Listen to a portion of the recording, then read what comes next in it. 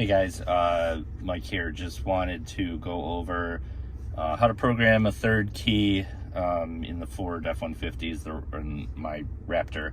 The reason I did this, I bought a new case and I didn't want to take apart the actual Raptor key that says Raptor. So I bought one off Amazon. I'll link to it in the description. It's a genuine Ford. It was just a little bit discounted.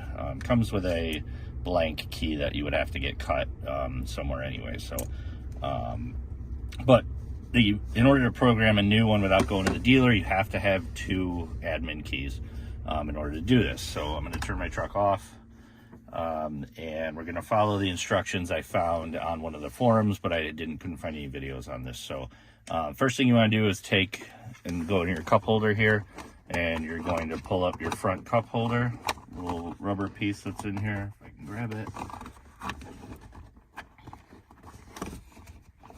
All right, you're going to pull that out, and you can, if you look in there, you can see there's a slot for your key.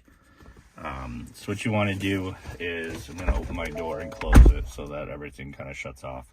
So you're going to take your first key and stick it in there. I don't know if it goes face up, face down, but we're going to try face down first because they didn't say. So with one in there, we're going to hit the start stop. We're going to count to 3. 1, 2, 3. And then I'm going to turn it off. I'm going to pull this out and quickly stick in the second admin key.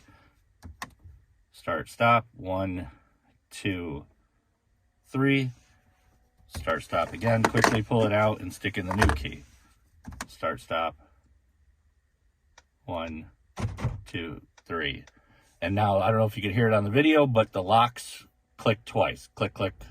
And that tells us, and on the screen here, you can see it says key program successful. All right, so we now have this key here that is a Ford branded third key.